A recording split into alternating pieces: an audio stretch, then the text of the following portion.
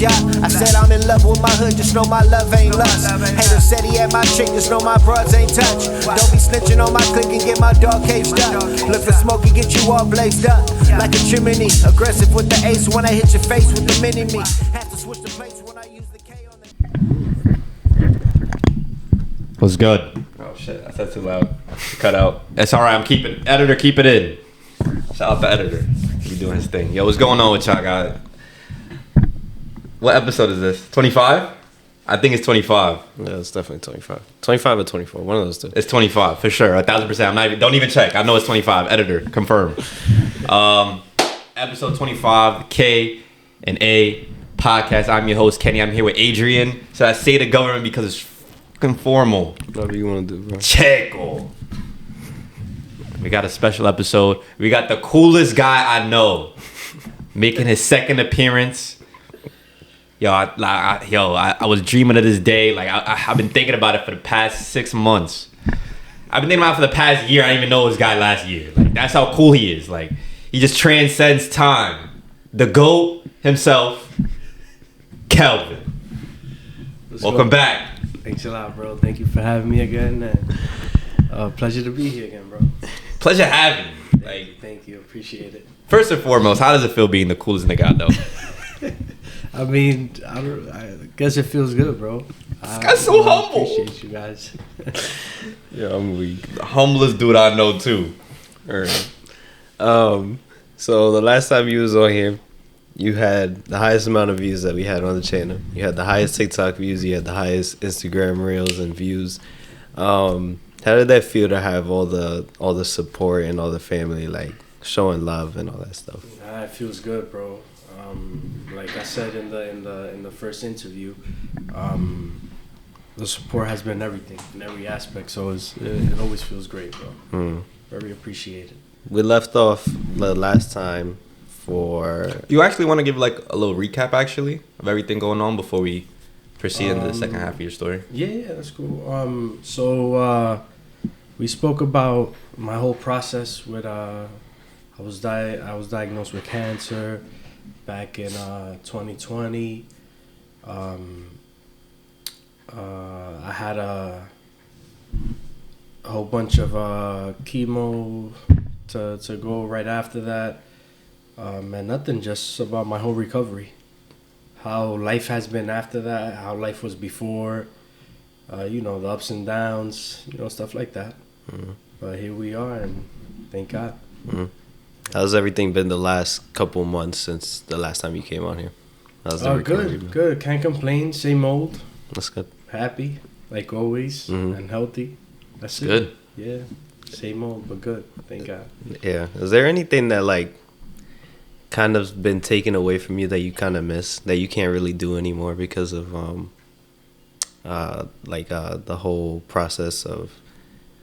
I would say probably like physical activities or like sports. Like, I mean, as I got older, I wasn't doing much. But I always play ball, baseball, softball, even handball. But after that, it hasn't been like I can't go out there. And I just can't. You know, it's crazy. Weren't you like ranked or something? Or was that somebody else in handball? In what? Oh, in handball. Yeah, I was. Nah, I was. When I was in high school. That's crazy. Yeah. Imagine being ranked in handball, like in high school. Yeah. I don't even know the full lore, and I know he's tough. Like, yeah. I mean, I wasn't nothing like this, but I was pretty good. Yeah, I was pretty good. But then it wasn't for long because I also at that time I also used to play baseball. So, but handball pretty much messed me up too because. Oh, really? Hell yeah. That's crazy. Handball, bro, that shit blew my arm out. Handball and baseball at the same time, never do that. Nah, Whoever likes both sports, don't do that. That's crazy. That just blows you out. I never knew how big handball was in New York, though. Yeah, that I didn't know. That shit is crazy. Yeah, those tournaments are crazy, bro, and it gets crazy. And I understand that sport at all. I do not understand that at all. I don't get the rules or nothing, but that shit just looks eventful.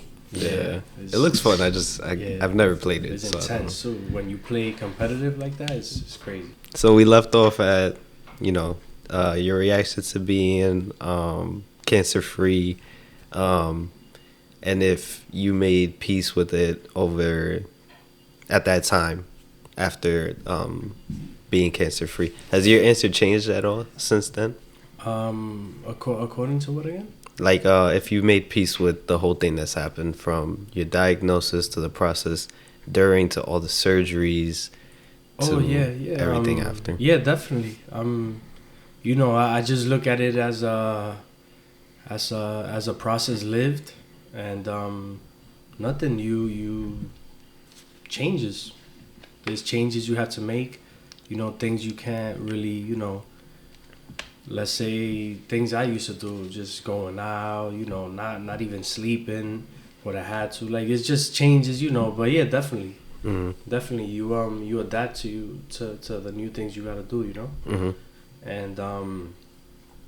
And again, bro, I'm just happy because it's like things happen for a reason. Because I'm like so tranquil now. I'm not like out and about anymore. Like, I'm just chilling, bro. Mm-hmm. Doing what I gotta do and taking it easy, bro. One step at a time. That's good. Yeah. Is there anything that you've cut out like for like 100%? Like, do you even drink alcohol anymore? No, haven't drank a drop of alcohol ever since. Damn. I made I think either August 2020, or even before that. Mm-hmm. Cause I remember August 2020. That's when I like got sick the first time. Mm-hmm. So probably before August 2020, I don't drink alcohol. Oh, wow. So like 4 years and change. Oh, I was never a big drinker anyways, but I would drink here and there. You know, I have a drink or two when I went out, but nothing crazy. Mm-hmm. So moving into the next part, it was like stem cells and all that stuff. Do you want to get into the second part of? Yeah, story? that was my second cycle of my whole process. Was the stem cell transplant. So and it was a tough decision because excuse me, it was optional. Mm-hmm. So that's what made it harder. Because they always recommended it because of my age, since I'm, you know, on the younger side. Because it's a tough process, and it's like I say it's a process to do, like to just 1,000% just close that cycle out of your life. You know, like it's like you do, and it's just like a stamp, like that's it. Like it's really, you get through this, is really over. Mm-hmm. Like you have that, you know, you have that, like you sure you're gonna be, you know, because if you don't do it, since it's optional and you don't do it, you like, damn, but, because, you know, they always say that there's a chance, you know, that it can come back or whatever. But so the transplant is like an assurance, like that's it, like you know you're gonna be good, God willing. So it was hard because it's a hard process. It's you gotta do chemo again. So, and the dosages for the transplant, the chemo is double. Jeez. It's like, I'd say it's double. I'm not really sure if it's double, but I know it's higher dosages of the first cycle of chemo that I got the first time. So it's a strong process because, one, the dosages are higher, and just the whole process. You got to do like months before. I got to get literally my whole body, all organs. They got to make sure that everything is working properly in order to start the transplant, because it's so strong that it could like mess you up somewhere else. Like, you know, so they just make sure your heart is good, your liver's good, kidneys, everything, lungs. What exactly is it though? Because So- I'm not really familiar with it. Yeah, so it's literally a cell transplant. So what they do is there's two types. There's when they do it with your own cells, it's called an autologous. Yeah, autologous. That's when they use your own cells. And then there's also when you need a donor. Damn, I forgot the name of when you need cells donated. Autologous is your own, and then the other one I forgot the name. But it's of it. all under stem cell treatment. Yeah, it's okay. the same treatment, but one you use your own cells, and when things are a bit more complicated, like they can't use your own cells, you need a donor. Okay. Yeah, so the other one is a bit more. It's a bit more tough because if you can't use your own cells, that's why you need donated. So what they do is they it's a whole process. It's like a 2-month process before even getting the transplant done. So you gotta go like once or twice. They put I think here on the right side they put I forgot what it's called, and they literally take out cells from inside of you. It's crazy. And they I guess they freeze them. They do studies on them, make sure everything is good, that they can use your own cells, and then they start the chemo. Like you're wiped out. Like they take out I don't know how many cells. It's like a certain amount they need to do the transplant. Some people have to go 2 times because like in a day they won't take out the exact amount they need. I think I did it in 2 days or 1. I think it was something like that. I know I didn't have to go a lot for them to take out. So they do that. Then they start the chemo. I had to go twice to the hospital to just overnight to get chemo. And then they hospitalized me for almost a month because it's a long process. So it's crazy. Like you can't leave the hospital it takes like I think 4 to 6 weeks. Like that's the range to get that done. And I got it done in I think it was like 20 something days, less than a month. Yeah, thank God. That was tough. You know what it is? Just in a room, literally in a room. Like we're in a unit where it's just like 4 of us. Because we're so delicate, we can't be in a regular room. We're in a unit, it's just 4 of us, and we each have a room. Like we can't be together with nobody, nothing, because we're wiped out. Literally, we have no immune system. Right. Nothing whatsoever. We wiped out. So it's like you're born again. They even give you a new birthday. Yeah. The day you get your transplant, that's your second birthday. Oh no. They give you a little happy birthday teddy bear and everything. Yeah, because it's crazy. It's like you start life again. You be celebrating it though? I don't celebrate it, but I do. You acknowledge take it. Yeah, I definitely do. Like I will never forget that day. Yeah. It's like my birthday is September 17, and my other birthday is October 14. So I will never forget that day. It's something big. But yeah, that's what they do. They usually they just take out your cells. I guess they do what they gotta do with them, and they transplant them right back in you. When they're taking out the cells, it's like a blood transfusion. Like they're taking out blood. It's similar, yeah. Oh, okay. Because I'm connected to a machine, so it's like from here. They take it out from here, and it's a machine. So that's what it looks like, a dialysis machine or a blood. It's similar, yeah. But you don't. I didn't really feel much. I guess that's like in and out. But yeah, that's a process. So what made it so hard was that it was optional. So it was like I had my parents at home. What I went through prior to that was crazy. The whole chemo the first time, it was tough. It was tough already. Yeah. So then it was, it was hard because I had my mother at home, my parents at home, where it was like, damn, like you really gonna do this? Think about it. It's a tough process. And my parents were, I'd find my mother crying sometimes. Like And if we spoke about it, forget it. It was like right back to square one. Just you know, everybody crying but so that made it hard. So one day I was like, you know what? Let me just. So I don't know if I mentioned the doctor, a friend of our family. Yeah, in the you first did. interview. I told you, right? He had the same. He was diagnosed with the same type of cancer, and everything. I was like, yo, this is crazy. So I called him. I was like, oh, his name is Dr. Garcia. I appreciate that guy, bro, so much. And I'm like, oh, Dr. Garcia, you know the whole process. You know how it is.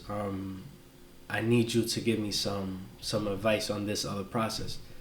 He was like, listen, if you calling me to ask for my opinion or my suggestion, you know I'm gonna tell you to do it. He was like, you do it. He was like, listen, it's a tough process. Don't get me wrong. And he did it when he was in his like late 50s. So it's even harder for a person, you know, Right. at that age. And he was like, I'm gonna tell you to do it. So if you calling me for that, do it. You're young. That's like the last thing. You do that, and you're gonna have that peace of mind, where God willing, you're gonna be good. You're gonna be good. Just take care of yourself, and you're gonna be good. So, bro, after I spoke to him, I guess that's what I needed. I was like, bro, I'm getting this done. It is what it is. I spoke to my parents. I was like, listen, I'm getting it done, and I'm getting it done. I'm not looking back. Forget about it. So that took some time, because they let you know, oh, listen, we might do it at the end of this year. Like, they tell you, they give you some time in advance. So that was a topic for a while. A few of my uncles too, they was like, listen, you do what you think is right. I spoke to Adrian's uncle too, Radame. I remember one afternoon, we were back in the yard in the summer. He said, listen, he told me too, he was like, listen, if you think that's right, sometimes, our parents, they're a little, they don't think the same as we do. Sometimes their mind isn't, and especially your parents, in the position that you've been and everything. But he was like, listen, if you want to do it, just do it. So I was like, bro, it's like, I'm getting the reassurance from everybody, so I'm just going to do it. And I felt like I had to do it. Because if I didn't do it, I'm going to be like, I'm always going to have that behind, in the back of my head. I'm like, damn, I didn't do it. Even if, I know for a fact, everything is going to be good from now on. But if I didn't do it, I was just always going to, like, I should have done it. I should have done it. So I was like, you know what? Let me just get this over with. Was the reality of like having to go through the treatment again after just getting through it holding you back as well? Holding me back in what sense? Like holding you back from trying to get the stem cell treatment. Like I just went through this whole cancer process, and it's like, damn, I gotta go through it one more time. Is that something holding you back? No, definitely, bro. I thought about it. Like, don't get me wrong. I thought about it heavy. Like, I was like, do I really want to do this? Like, I just went through this. Like, am I really going to go through this again? And knowing what it is, like they tell you straight up, listen, it's rough. Like, this is twice as hard as what you went through. I'm like, God damn. I'm like, yo, it's like, this is insane. Like, to go through that again, but harder. And the process is harder too, because the first time, all right, obviously it's a hard process, but I think for my first cycle of chemo, I was still hospitalized. After that, they sent me home.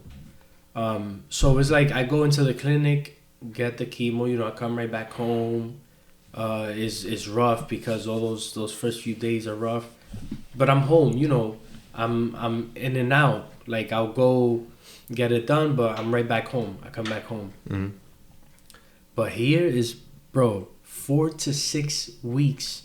That's what they tell you. You have to be here. You can't leave this room 4 to 6 weeks. Damn. Yo, my routine every day was I woke up. I went to it's a small unit. I woke up, did what I had to do, had breakfast. After breakfast, I would walk up and down the hallway. They also had a bike. Yo, I was doing 5 miles on a bike. Damn. While I was getting a stem cell transplant. That's crazy. That's crazy. I even have pictures of the bike. I used to take a picture of it. In case somebody would be like, what, 5 miles? And the nurses, they'd be like, oh, like, you gotta take it easy, this and that. Like save your energy. Yeah. Cause they knew, bro, you wiped out like everything. You don't have much energy, you wiped out. And she was like, oh, just be mindful, take care of yourself. Don't overdo it. But I felt good. I did what I had to do. Did like 5 miles on a bike, 3 miles, walked up and down the hallway. After that, I would shower, and then just right back to the room. Have lunch and just in the room, bro, the whole day. Yeah. What was good about that year was that the postseason, the baseball postseason. So I would be watching the games or whatever, but still it was hard, bro. You can't leave. I was there. You can't leave that unit at all. Like an X-ray done, they went to you. Anything, it was to you. You weren't moving from there. 4 to 6 weeks. I did it in less than a month, but still, with it, bro. 2 days in a hospital room, bro, is a lot. Imagine being there for almost a month. I was there for like 23 days. Damn. Yeah, and it was hard, bro. It was even just to eat. the bike and up and down the hallway every day. But I feel like that's a good Every sign, day. like having that much energy. Yeah. And bro, there's people that don't want to shower because they're just so, like, I've had nurses tell me, they're like, listen, like, they're like, we're very, like, we like what we see from you because there's people that to get them to shower, just to get them to get up from the bed and walk to the bathroom is bro, that's an accomplishment. When you're like that in that position, that's something big. Bro, I used to get up, have breakfast, walk, do the bike, shower by myself, all by myself. They just had to come because I always had like something here, so they had to come and put like a tape thing over it so I didn't get it wet. That's it. There was one day though I got scared. When you're like that, like when you drained or blood pressure goes low or whatever, it's not good to take a hot shower because that'll just drain you more. Bro, I didn't know that. One day, I was taking a shower and I liked the water a bit, warm on the warmer side. Bro, I started getting dizzy in the shower. Yeah, and I barely made it to the bed. As soon as I started feeling like that, I just finished showering and everything and got myself dry, put on my clothes. I don't know how I did it. Bro, when I got to the bed, it's like I was going to pass out right there. Yeah, and they was like, did you take a shower with hot water? Because they know. Yeah, but why don't they tell you that? Yeah, because they know. They was like, oh, did you take a shower with hot water? And I was like, yeah, I'm literally passed out. Like, no, you can't do that. When you feel like that, you can't. You can't do that, this and that. Put the water, a little colder next time. It's a lot of little things that you got to know, like when you're in that position. That's. But yes, that was a tough process. The whole treatment had my mouth all like my skin peeling inside of my whole mouth, bro. To eat was like, and I was eating, bro. My mother would take me food every day. She would work and go to the hospital, bro. That was her routine every day. Rice and beans, soup, sancocho, everything. And it would be painful to even eat. But I was like, yo, I gotta get out of here. I gotta eat. I gotta recuperate. Because I already had, the first time was the hard part. Like, like, you know, with your, you know, your mindset is different because it's something new, something rough. So it was hard. But for the transplant, I went in with the whole mentality. I was like, you know what, I'm gonna do it. And so I was like, you know what, let me get this. So my mind was like stronger, you know, to deal with what I had to. It was still hard, but I was a bit more prepared. And I was eating during the first time, like the first process. I wasn't eating. I lost like 60 something pounds. But I tried my best when I was doing the transplant to eat as much as I could. My blood counts. So you're at 0. You have no, like, your blood is like, you literally have, like, bro, you're at 0. So what they do is when you get the cells transplanted again, they wait till all your numbers go up. You have to reach a certain amount to get discharged. So that's also what takes time. It's also the whole preparation before, and then the process after you get the cells transplanted, because they have to wait. They can't send you home if your red blood count is like on the floor. Your white blood count is on the floor. Your hemoglobin, your platelets. Like I needed a few blood transfusions. I needed platelets transfusions as well, because they have to be a certain amount to be on the normal side. So, but yeah, it's a lot, bro. Yeah, I forgot about that too. I had blood transfusions there, platelets, yeah, a whole bunch of stuff. I remember one day too. They gave me some medication, and I had an allergic reaction to it. It was that day was scary. Yeah, bro. I felt like my tongue was like just growing. It was, my mother was there, and I just told my mother, I was like, oh, like I think I'm gonna die. Just like that, yo. Like I guess it was. I don't even know what I said or whatever, but I remember saying that. And she ran out to the hall and got everybody. Like, bro, I was like, I couldn't. And right away they put whatever it is they do to. But yeah, that day was scary too. You had the allergic reaction. You said that your tongue swelled up, and you said that you thought you were gonna die. Like, yeah. In that, was that moment like the scariest part for you in that whole yeah. That during the transplant, yeah, it had to be. Yeah, because it was, yo, I never felt, I've never been, I didn't even know I was like allergic to anything. I guess, so now they wrote that down, you know, that he's allergic to this, whatever. So they know not to. So every time after that, I was like, oh, you know, make sure you're not giving me, forgot the name of it. They were like, no, we know, you know, you're allergic to this and that. And but yeah, definitely, bro, because it was like a weird feeling. I just thought I was going out. And then I remember I was sitting on the bedside. I think I was eating, I think it was. And then I was like, I told my mom, I was like, oh, let me just lay down. I don't feel too good. And then when I felt like, bro, like I think I started even biting my tongue. Like it was a crazy reaction. And then I was like, oh, I think I'm gonna die. Obviously, I told her in Spanish. Yeah. And then she called everybody. She went to the hall. Everybody was in there. Everybody. They gave me some anti-allergy stuff there, and then like a few seconds later, I was good. But yo, that was scary. That date, I don't even want to remember that day. That was tough. Yeah. I'm just confused because it's like, what was it that they gave you that had you? What did it do to you exactly? Like, did you like start hallucinating, or did you just feel like you was about to just pass out? Yeah, it wasn't nothing like with hallucination, nothing like that. It was like just going out. Like if I was, and my tongue heavy. That was the only thing.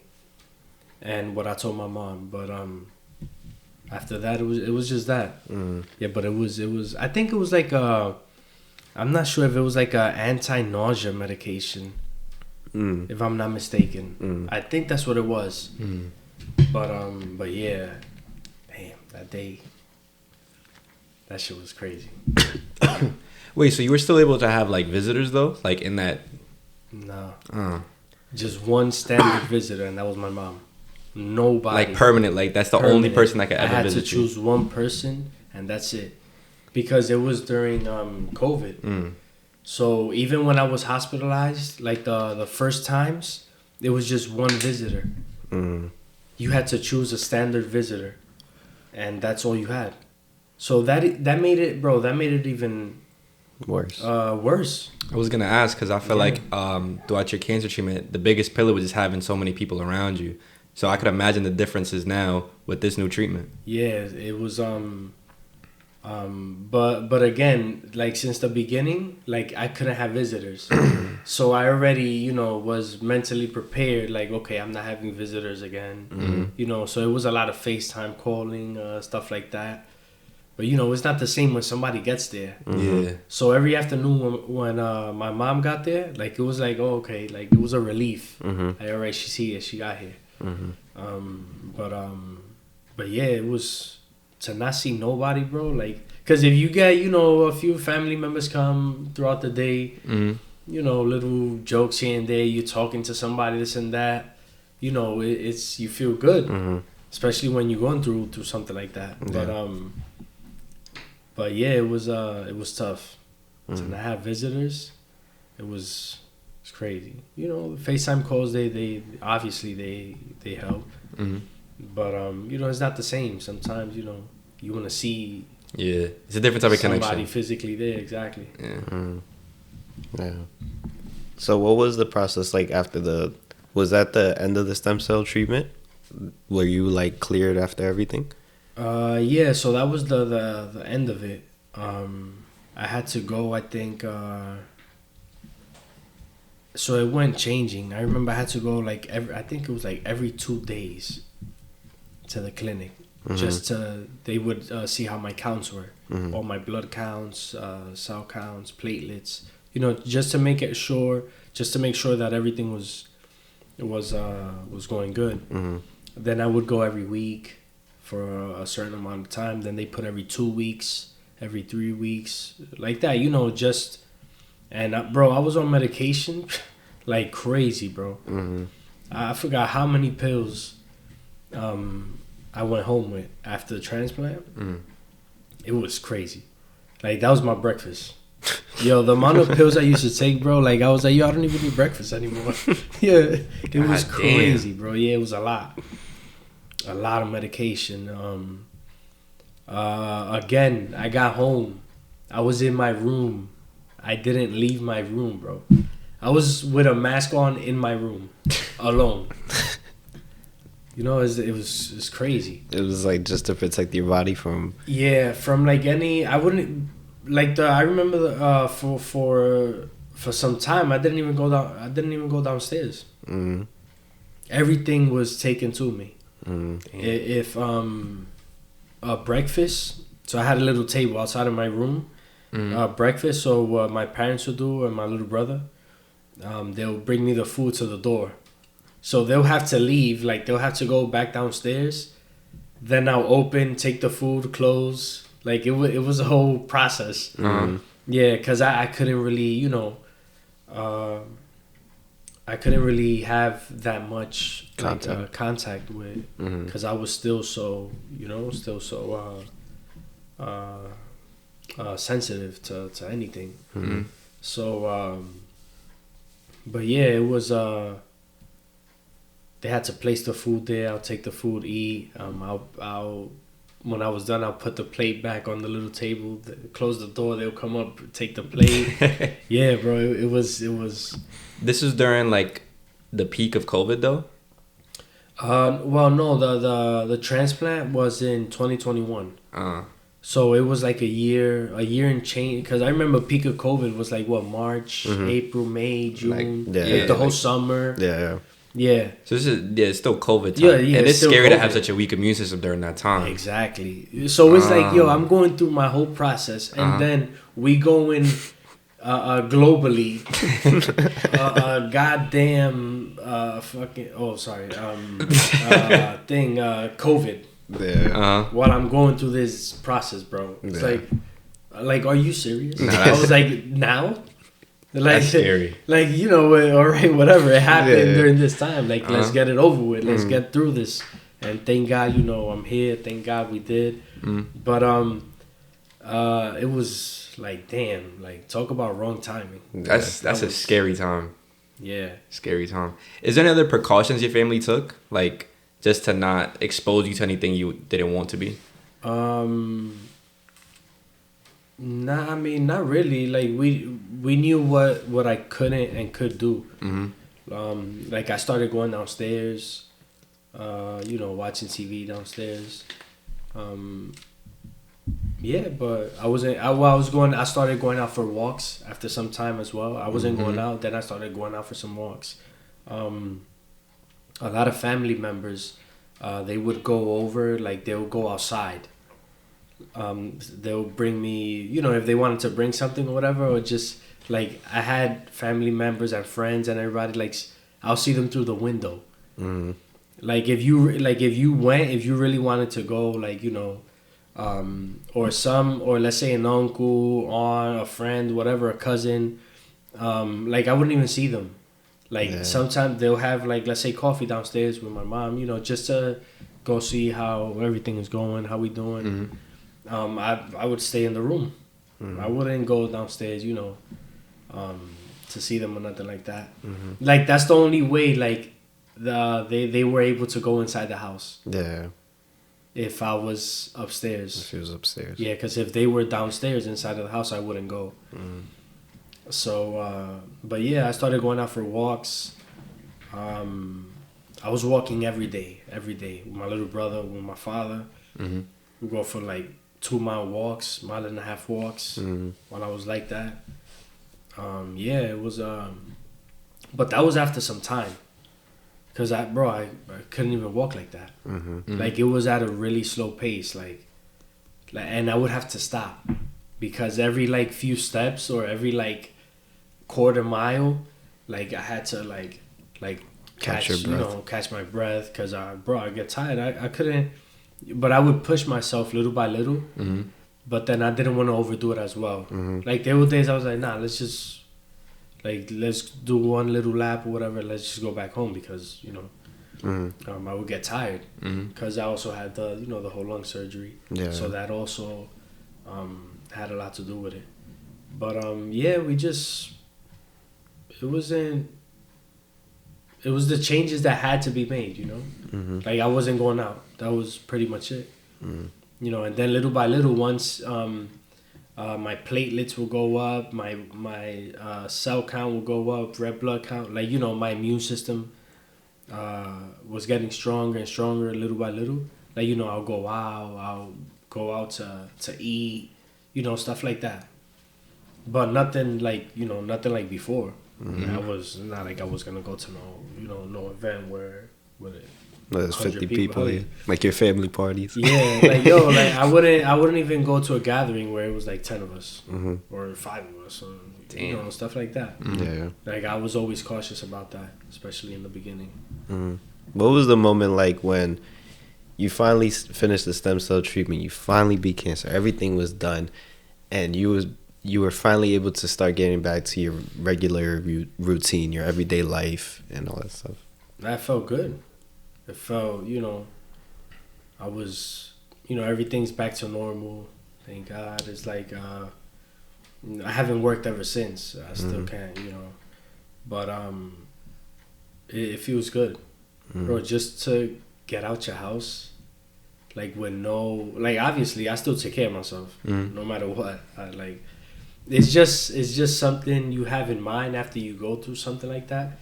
That is, like, that's for life. Like, you always gonna be mindful about everything, like where you eat, where you go. It's just a lot of little things, but yeah, it feels amazing. I could get up and leave my house whenever I want. Like, back then, I was like, yeah, like, you can't leave. Like, you can't leave. Not because I don't want to. You can't leave. Like, it's, you know. But yeah, it feels good, bro. You meet. You know, especially me, I've met people throughout, you know, that it's just life changing. I've met people like that literally in some time, like, you know, life has changed. You know. Yeah. But yeah. Did the whole process show you how many people were actually there for you? Did you lose friends along the way of your whole thing, or would you say everybody that was there before was the same people that are still here to this day? I would say yeah. I mean, I wouldn't say that I think everybody that was there, you know, at least the message, you know, and yeah, there were some people that like probably found out a bit after a lot of others, but I feel like yeah, like pretty much everybody, you know, pretty much everybody reached out. You see as well, like you said, you do see as well who really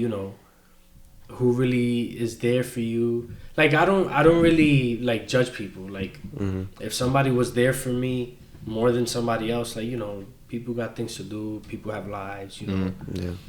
And I get it. It's bro, it's life.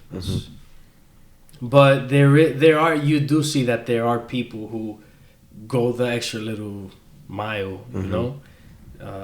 But yeah, it's, you know, I feel like that's life. It's like that in every aspect of it. But yeah, you do see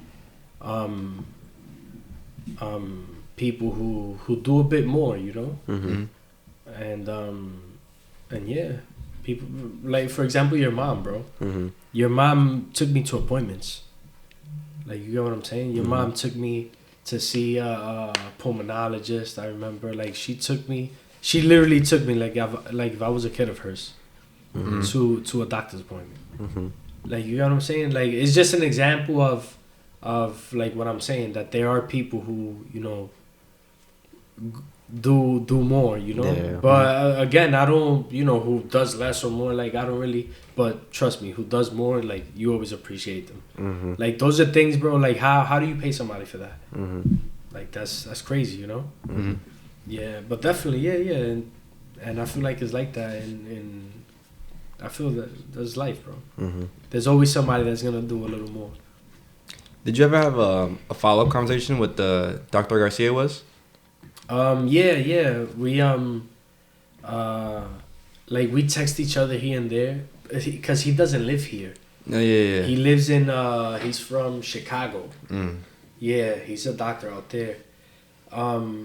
But well, to be honest, I have quite some time. We don't reach out to each other, but yeah, definitely. He would always reach out to me during the process, after the process. Oh, Kelvin, how's it going? How do you feel? This and that. But yeah, we do have some time though that we don't reach out to each other. But definitely, he was there, bro. Wait, you said he was a doctor in Chicago. So how'd you meet him here? So he knows. He's good friends with Jimmy, with my cousin Jimmy. So we met like that. Yeah, so we would always be in contact. After that, after we exchanged each other's numbers, we were always in contact, and yeah, like I said before, he took that case like if it was his. Like he would even speak to the doctors, tell the doctors here like, oh, are you guys doing this and that? Because who better than him? You know, he's also a doctor. And he went through the same process. Like, it's crazy. And not only the same process, he was diagnosed with the same type of... Because there's ways to handle different types of cancers. Like, there's different types of chemos. Like, a certain type of cancer, you gotta... This chemo works better than if you had some other type. Like, it's a lot, you know? So he was diagnosed with the same exact thing. So that made it even easier, you know, to like, you know, to communicate with the doctors here, this and that. But yeah, he's somebody I really appreciate. Definitely, yeah. So he only took that case because your friend asked if he would, or he was... No, like I mean that he took the case as if it was his. Like he was like one of the family members involved. Right. he would ask questions. He would see how I was doing, but he was literally talking to these doctors as well. Like, listen, did you guys perform? Or he would ask like us, are you guys doing this? Or he even spoke to a few other doctors. Say like a handful of times. But yeah, he was very involved. Yeah. So you finally have this whole chapter closed in your life. What is it like now? Like, what is that relief like? It's a big relief. It feels a great relief. It feels amazing because not everybody is lucky enough to say, oh, I got through this. It's hard. So it feels amazing, and I thank God every day, bro. Because it's something, like I said, not everybody has the luck to say, I beat this, I'm good now. But yeah, overall it feels amazing. It's like a big weight off of your shoulders. Yeah. Like a breath of fresh air. Yeah, because during the process you like, wow, like you ask yourself, wow, like really, like I'm really going through this. And then it's just a big question, am I gonna get through it? So it's like, and to see myself go through it and overcome it, pass that, beat it, and thank God I'm good now. It's crazy. It feels amazing. Crazy in a good way. What was the moment you was like, damn, my life is back to normal? Like, this is how I plan to live the rest of my life. I say sometime after the transplant, because I remember during my first process, like the first chemo, it was already in the talks about the stem cell transplant.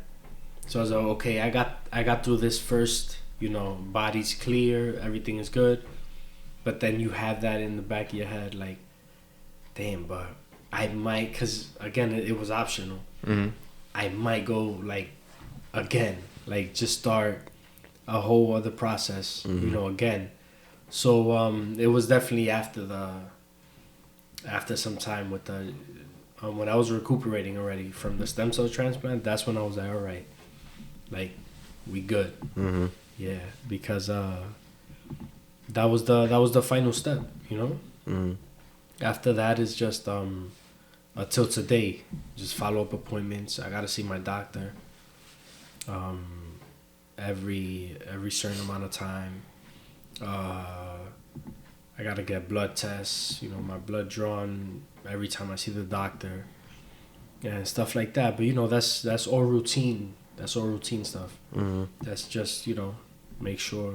Obviously, when you go through stuff like that, you gotta be on top of your stuff. So that's just routine stuff. But yeah, definitely after the stem cell transplant, that was my assurance. I was like, yeah, that's it. We good. We just gotta start again. Start life again. How about for your family? What was that relief like for them? Probably the same, if not more. Well, obviously not more than me, because I was obviously the one that went through it. But yeah. I'd say it was up there too. Because, bro, what they went through too, it wasn't easy. Not only with emotionally, but even physically. My mom would go to work, and like I said, it was an everyday routine. She would go to work, go home, cook to take me food every day. Her day off, just in the hospital. So, physically, it was, aside from mentally, physically it takes a toll, bro. My dad, my brother, they were the ones, always there, hands on. But yeah, physically it takes a big toll. And but yeah, it was, I'm sure it was a big relief for them too. That you go to sleep at night like, wow, he's home. Everything, the trips to the hospital after work, after you have a long day at work to go to, it's not easy, but yeah, definitely a big relief for them as well. Yeah. Do you feel like after everything that you've been through, do you feel like There's nothing that can top that like that. No matter what life brings me, hopefully it's nothing greater than what it was. Yeah, no. There's nothing that can break me now. Nothing. Nothing, bro. I don't care what it is. Nothing. Nothing whatsoever. Mm-hmm. Stronger than that, nothing. Mm-hmm. I feel like you know, when you lose somebody, it's difficult, but bro, when you going through something health wise, bro, that you're like, yo, like I'm really going through this, like it's. Mm-hmm. But yeah, no, definitely. Mm-hmm. Because it also, like with me, in my case, it brought me closer to God. Mm-hmm. Bro, and once you closer to God, bro, like you mentally you a bit stronger. Mm-hmm. I feel, you know. So after what I went through, bro, nothing.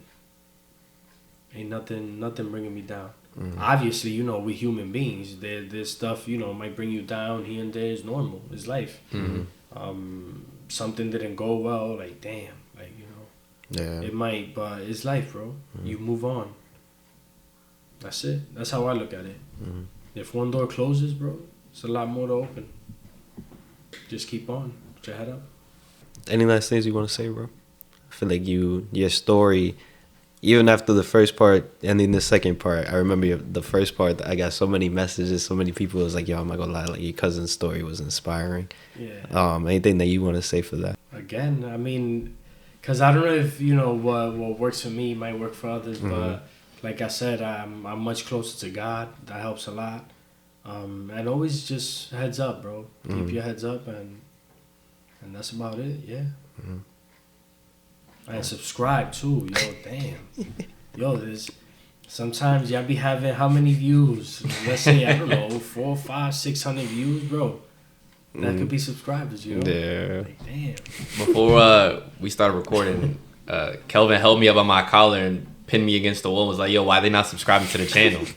Like, y'all 2 off 100, like, just subscribe. And I was like, yo, I don't know. Please put me down, though. I was fearing for my life. I was shaking and everything.